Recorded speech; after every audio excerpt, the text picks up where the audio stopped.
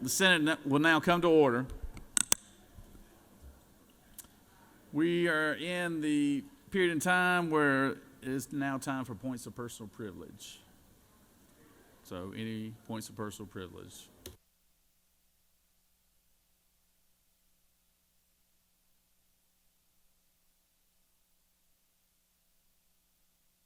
I recognize the Senator from 26.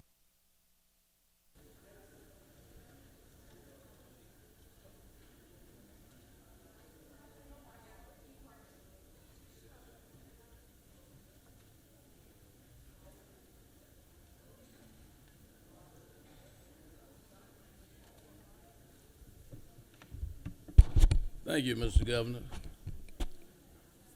The reason I'm here today, the other day, we got a basic synopsis from the appropriation chair on the budget. We are talking about $38 billion in Georgia. $38 billion.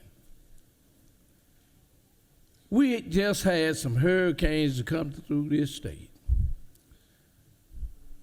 I thought it was going to reach Macon, but it turned and went east.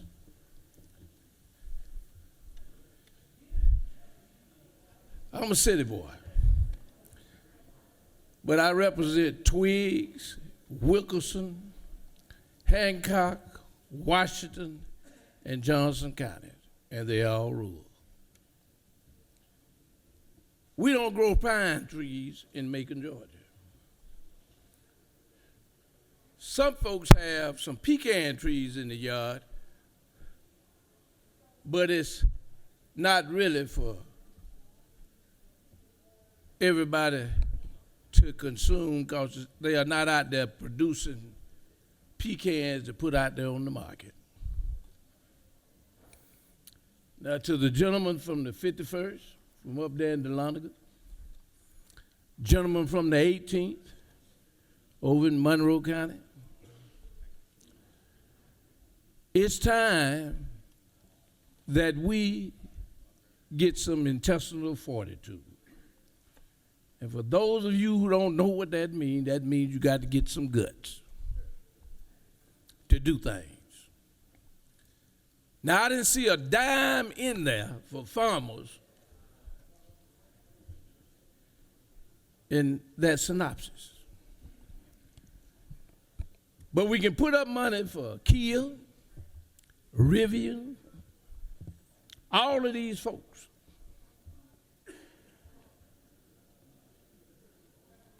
But the only thing I know about agriculture is when I was coming up young, I was born in a place called Toomersville in Byron, Georgia, across the railroad tracks.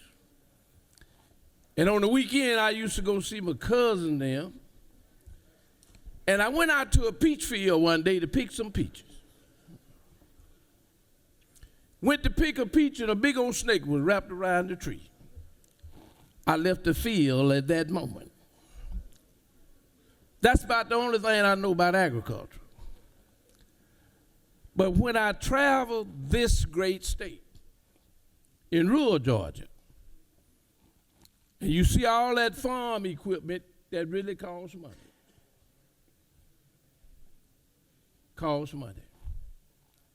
When you talk about pine trees, it takes you about 10 to 12 years before they do the clear cutting so that the big trees can grow.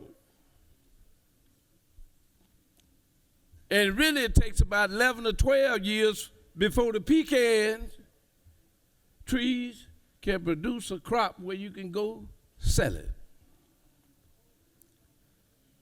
Now all of these folks that we represent, all of these folks are part of the number one economic engine in the state of Georgia. They got to start all over. Bank gonna call loans due. The gentleman from the 3rd knows what I'm talking about because he served on a bank board. And it's all about the money. Now you got families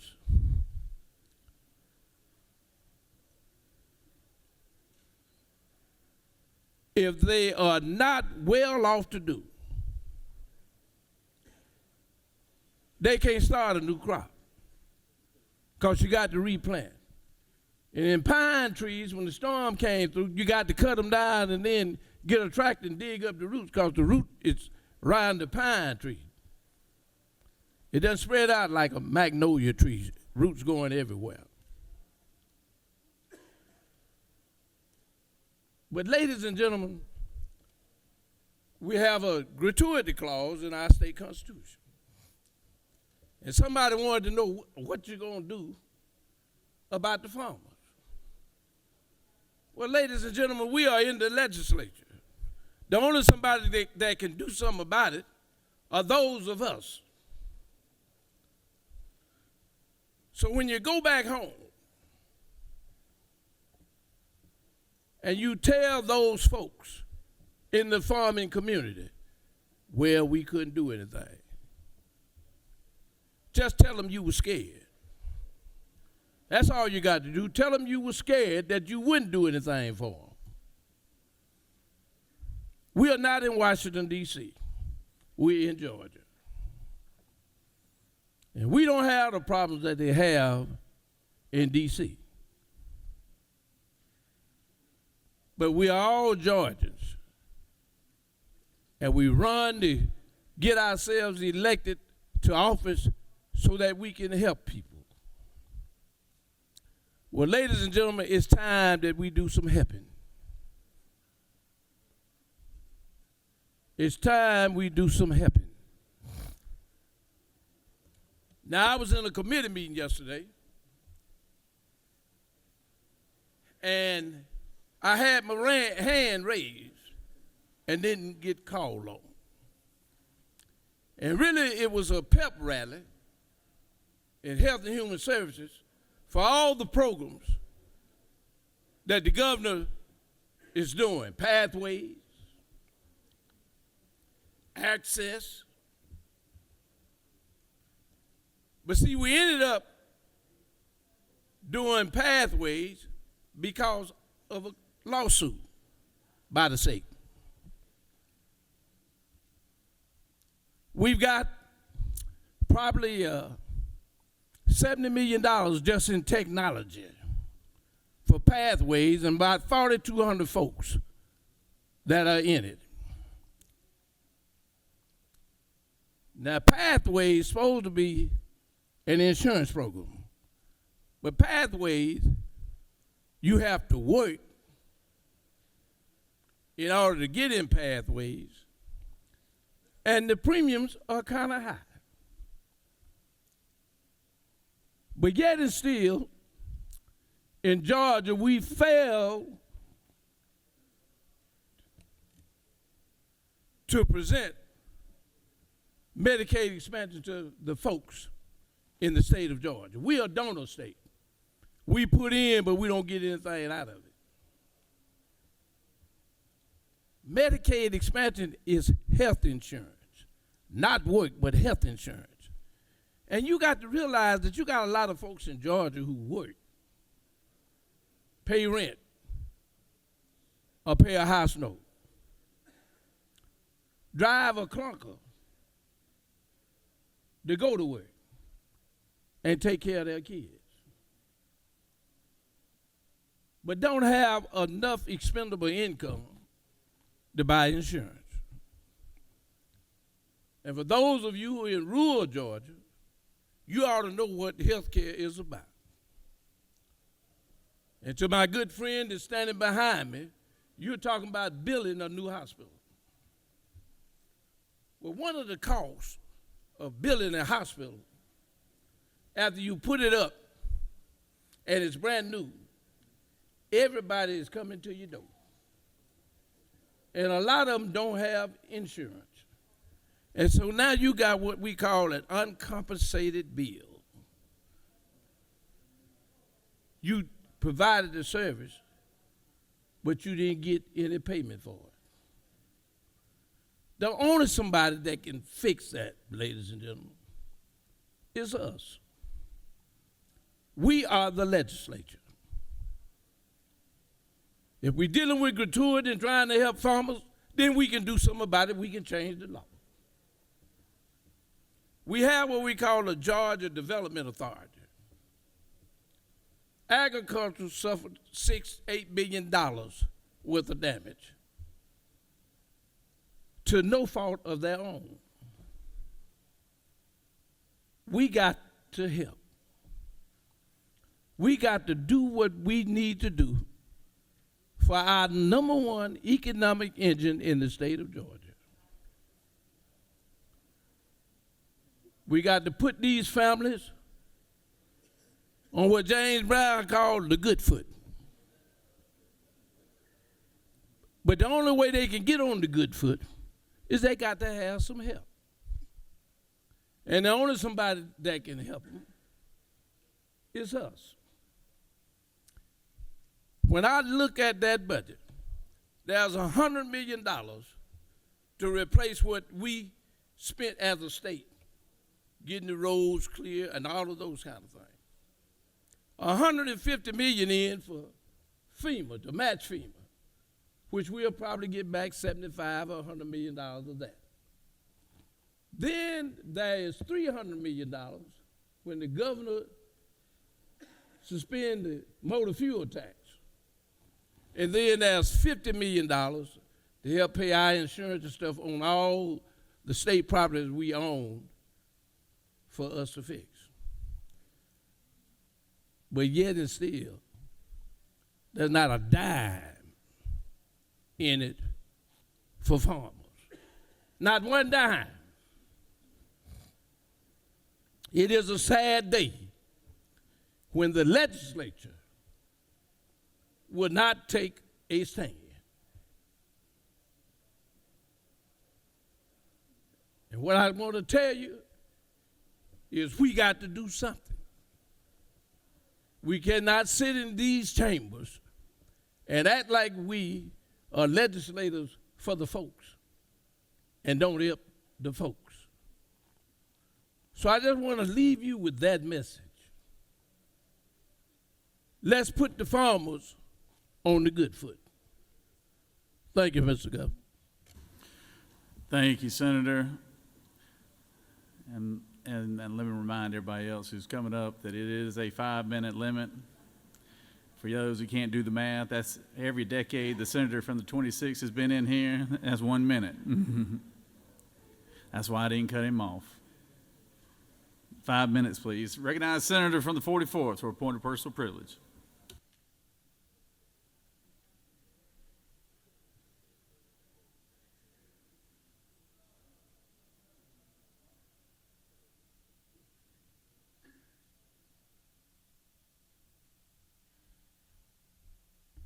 Thank you, and good morning, colleagues. I rise today to talk about hypocrisy, the kind that insults our intelligence and endangers our country.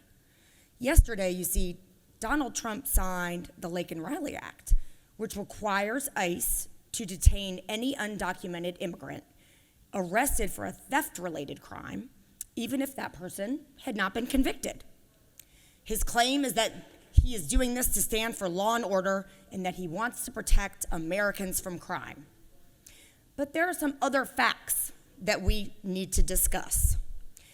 This is the same president who immediately upon his inauguration pardoned violent criminals, not petty thieves, but men convicted of brutal assaults on police officers during the January 6th insurrection. And see, what's happening is that now we are learning a lot more about some of these convicts' past criminal records, these people that the president pardoned. We now know that it was not their first crime, many of them. Trump granted clemency to people with past convictions for rape, drug trafficking, domestic violence, assault with a deadly weapon, child sexual abuse, and even manslaughter. Those were not cases of overreach or injustice. These were people convicted of serious, horrific crimes. And many of them had long rap sheets. One January 6th insurrectionist had 38 prior convictions. 38. Yet Trump called him a patriot. So let's be clear. I'm not buying it that Trump cares about crime or about protecting Americans. If he did, he would not be selectively punishing crimes that fit his political narrative while excusing violent offenders when they serve his personal interests. That is not justice. That is manipulation. A man who pardons rapists and cop beaters and child sexual abusers while demanding zero tolerance for migrant shoplifters is not standing for law and order. He's standing for himself. And in a democracy, we should not let one man's hypocrisy dictate our nation's sense of justice. Thank you. I yield the well.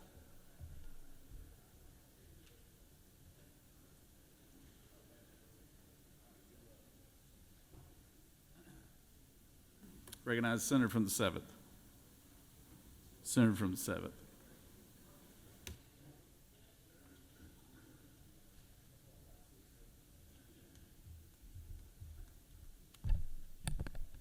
Thank you, Mr. President.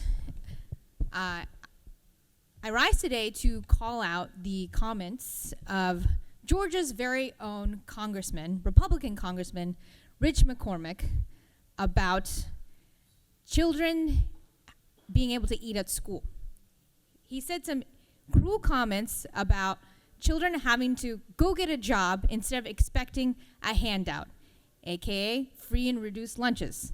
As I've shared with this body before, I used to be one of those children who relied on free and reduced lunches.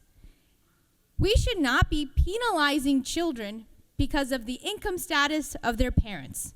And we should not be penalizing children for in their ability to eat because of their parents' income status. That is ridiculous. He told kids that they should go get a job at McDonald's instead of expecting a handout to eat food at school. While child poverty is increasing in this country, he made these comments as if children don't deserve to eat a meal while they're in school. We should support universal school lunches so that every child is food secure in the state of Georgia. I yield the well. Thank you, Senator. We are now moving on to the local consent calendar. No, excuse me, a Senate calendar of privilege resolutions on the local consent calendar.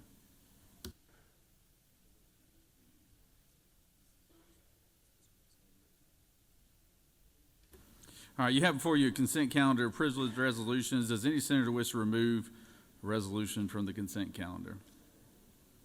Is there objection to the adoption of the resolution on the consent calendar? Chair hears none, and the resolution on the consent calendar is adopted. Oh,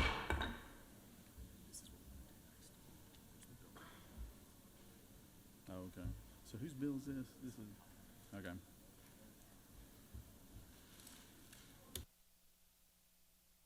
Recognize Secretary, read the resolution. Senate Resolution 67 by Senators Halpern of the 39th and others, a resolution recognizing February 2nd, 2025 as Georgia Arts Day in Georgia and for other purposes. That completes the order, Mr. President. Sorry.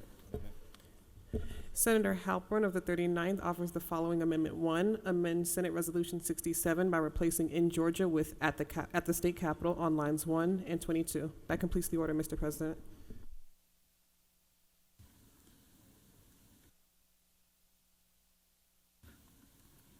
Senator from the 39th, do you wish to speak to the resolution? Yes, I will. We're changing the resolution just because it's a small technicality. Senator, you need to do it from the well. You need to do it from the well.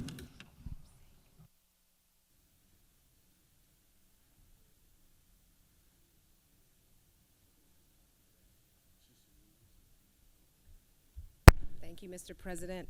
Sorry, this is unusual, I know, for a resolution. This is a small technicality that we're fixing in the language, but what is not small is the big deal that the arts and culture sector is in Georgia. It's a vital industry. It's contributed $31.6 billion to Georgia's economy, and in fact, nearly 77% of out-of-state attendees said they visited Georgia specifically to attend an arts event. So they will be coming to the Capitol on Monday, and this resolution is to just recognize that. Thank you, Ms. Thank you, Senator. Does any other senator wish to speak for or against the resolution or the amendment to the resolution? Is there objection to the adoption of the amendment? Chair hears none. The amendment is adopted. Is there objection to the adoption of the resolution as amended? Chair hears none. The resolution is adopted.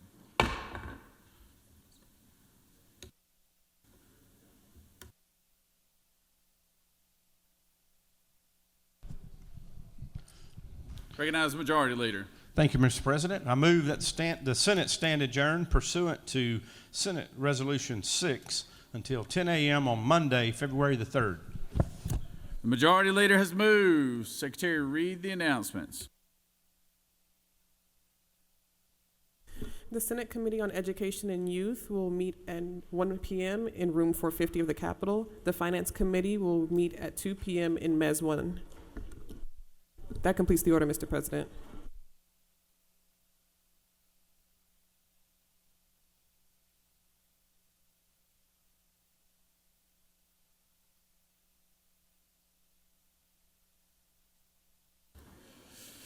Senator, floor is yours.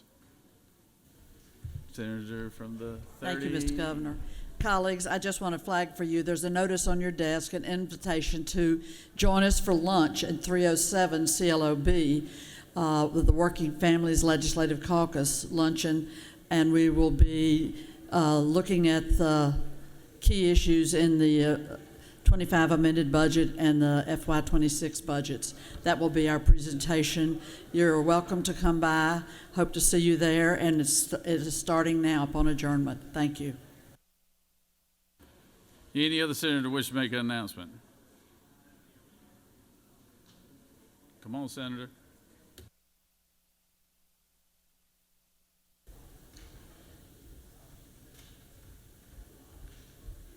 Just want to let everybody know on Monday from 11:30 to 1, the ARC will be having their legislative policy briefing, and the briefing will be about freight and logistics, the landscape of freight and logistics in our state, and they'll have a panel, and there will be lunch provided. It's at the depot. Thank you, Mr. President. Is there any other senator wish to speak? Make an announcement. You want to wait?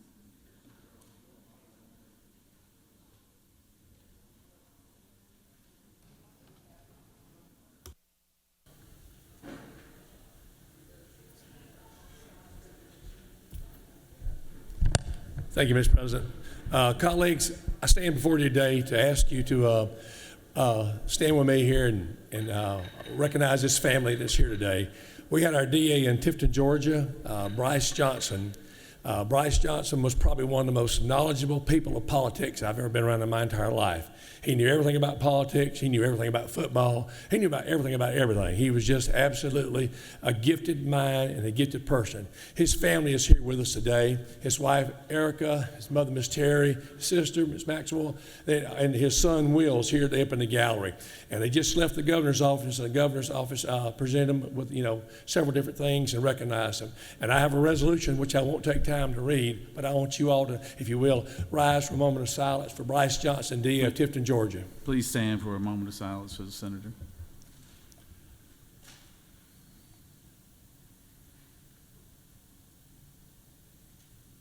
Thank you, Mr. President. And thank you to the people up there of Bryce Johnson's family. Thank you. Thank you. It was a pleasure knowing him.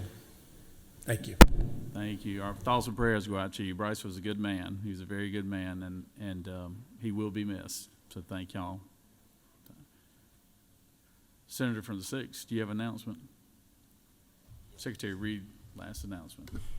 Mr. President, in addition to the previously announced committee meetings, the Senate Committee on Rules will meet upon adjournment in 450 of the Capitol. That completes the order, sir. Senator from the 19th. A point of inquiry, Mr. President. For what purpose do you rise? Point of inquiry, Mr. President. What's your Statement inquiry? Is it not true that the reason we really tabled all the rules bills is because the senator from the 6th wasn't here yesterday, and we want to stand in solidarity with him? He's a good man, and he's hard to replace, and so yeah, we've got a lot of work to catch up on. So, Thank you. any other announcements? Any other smart aleck announcements? All right. Well, that being heard, the motion on the majority leader, motion for the majority leader is that we stand adjourned. All those in favor signify by saying aye. Oh my gosh. All those in favor say aye. All those opposed, same sign. We are adjourned. Thank y'all. See y'all Monday.